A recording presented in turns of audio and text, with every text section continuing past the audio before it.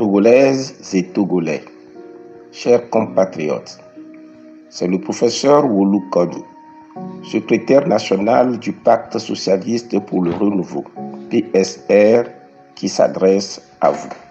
Depuis les dernières élections législatives, j'ai gardé un silence sur la situation et les événements qui se produisent dans notre pays. Je tiens à vous présenter mes excuses, même si ce mutisme peut se comprendre eu égard aux manœuvres répugnantes auxquelles nous avons assisté.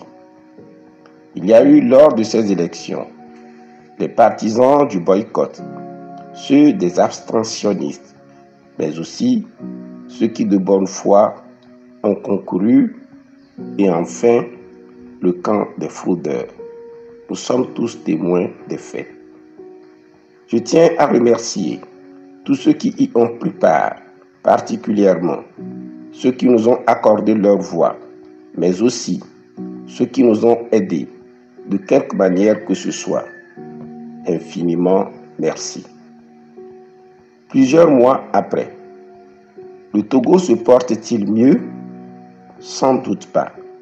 Notre pays, notre chère patrie, continue de sombrer dans les turpitudes de la gouvernance. Nous aurions trouvé des circonstances atténuantes au régime si les pouvoirs confisqués servaient à rechercher le mieux-être des Togolais, à construire un pays stable et prospère. Hélas, chaque jour qui passe démontre l'incapacité irréversible du régime à comprendre les Togolais, à compatir à leurs souffrances, à s'investir dans la recherche du mieux-être partagé, valeur à laquelle le PSR est profondément attaché. Les personnes physiques, tout autant que les personnes morales, sont asphyxiées, chaque jour avec son lot de détresse. Sur le plan juridique, le régime continue de ridiculiser les juristes togolais devant la communauté internationale en se fourvoyant dans la mise en œuvre de la prétendue constitution qu'il cherche à imposer au peuple. Des soupçons légitimes de détournement sont de notoriété publique sans qu'aucune action ne soit entreprise. Des cotisations indues sont imposées aux entreprises au mépris des lois. Malgré la multiplication des postes de péage, l'état des routes fait la honte des Togolais. On préfère promouvoir les médiocres soumis plutôt que de solliciter des compétences pour la construction d'un État prospère. Des détenus dont les dossiers sont vides croupissent dans nos prisons avec des durées de détention préventive extensibles. Des citoyens qui n'ont fait qu'exprimer leur opinion sont arrêtés. Des enfants sont poursuivis pour des faits reprochés aux parents. Le principe de la responsabilité pénale du fait personnel est bafoué. La présomption d'innocence a vécu. Les journalistes sont muselés ou contraints à l'exil. Des lois incohérentes et liberticides sont légion. Malgré les multiples condamnations du Togo par les juridictions internationales pour violation des droits de l'homme, le régime continue sa besogne. Au lieu de se repentir, il cherche à faire peur, à faire taire les citoyens. Les institutions, au premier rang desquelles figure la justice, sont mises à contribution pour opprimer les citoyens et restreindre les libertés. Les Togolais sont privés de leur droit fondamental à l'information.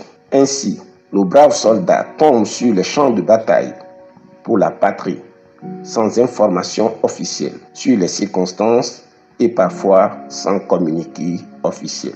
Aucune ethnie, aucune religion, aucun sexe, aucune classe sociale, aucune profession n'échappe à cette gouvernance stérile et contre-productive. Elle est au service d'une infime minorité qui s'accapare dans l'impunité totale des richesses du pays. Chers compatriotes, jusqu'à quand nous allons subir cet affront? Solennellement, j'attire l'attention de tous sur quelques constances fondamentales. 1. La situation que nous vivons n'est pas une fatalité. Nous pourrons y mettre fin si nous refusons d'être complices de notre propre asservissement. 2. Aucune force étrangère ne viendra nous libérer de ce cauchemar.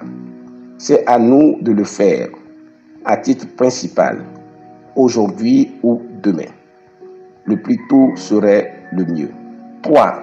Tant qu'une grande partie du peuple sera indifférente à ce malheur collectif, tant que nous opterons pour des solutions individuelles en cherchant à bénéficier des faveurs du régime plutôt que de revendiquer ensemble nos droits, ce régime aura raison de nous.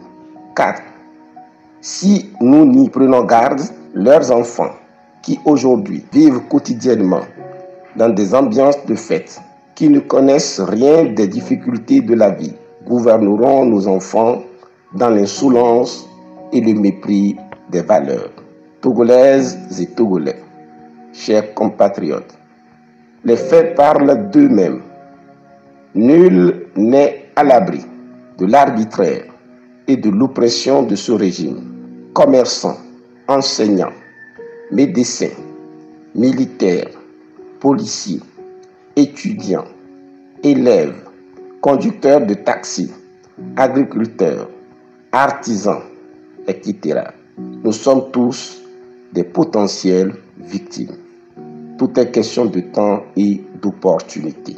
C'est pourquoi, ensemble, nous devons rebâtir l'espoir. L'espoir d'un Togo nouveau qui rende à ses fils et à ses filles leur dignité, leur liberté, qui proscrit les discriminations et qui célèbre les valeurs. L'indifférence et l'inaction ne sont pas des options viables. Accepter l'inacceptable, c'est renoncer à sa dignité. Nous devons enclencher dans la légalité un large processus de résistance en déliant nos langues, en contestant publiquement l'injustice et l'oppression, en rejetant la duplicité. Plus nous serons nombreux, vite nous préparerons les mentalités à l'avènement d'un Togo nouveau. C'est pourquoi, à quelque niveau que nous soyons, dans nos quartiers, dans nos milieux professionnels, dans nos lieux de culte, nous devons dire la vérité au régime et à ses bras armés. La contestation ouverte, mais pacifique, doit être dorénavant notre mode de vie. Il n'y a aucun péché, il n'y a aucun mal à dire non au mal. En attendant des analyses plus approfondies, je voudrais aussi m'adresser particulièrement aux magistrats. À tous les magistrats du siège, vous avez l'obligation légale, naturelle et même divine de rompre votre lien de vassalité avec le ministère public. En acceptant, à quelque degré que ce soit, de vous soumettre aux injonctions du parquet, vous renoncez nécessairement et automatiquement à votre mission de rendre la justice. Vous trahissez le peuple togolais au nom duquel vous rendez cette justice. Osez, chers magistrats, osez.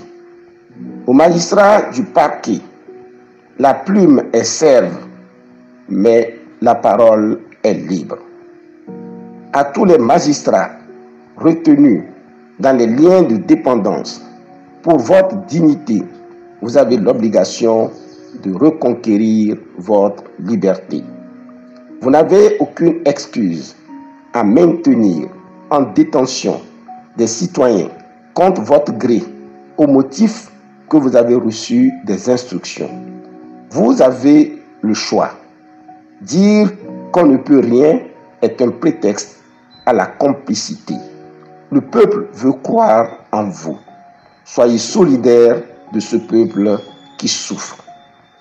La corruption et la soumission de la magistrature précèdent celle de l'élite et des citoyens. Chers compatriotes, Togolaises et Togolais, nous avons l'impérieux devoir de nous mobiliser. Plus nous nous démobilisons, plus nous laissons prospérer le règne de l'arbitraire. Si nous nous démobilisons, le régime aura atteint ses objectifs. Rien, absolument rien ne changera. L'inaction ne peut être une option envisageable. Jeunesse togolaise, le devoir t'attend. Prochainement, je m'adresserai à toi. Vive le Togo. Que le Seigneur protège notre patrie. Que le Seigneur bénisse le Togo. Professeur Wolu Komi, je vous remercie.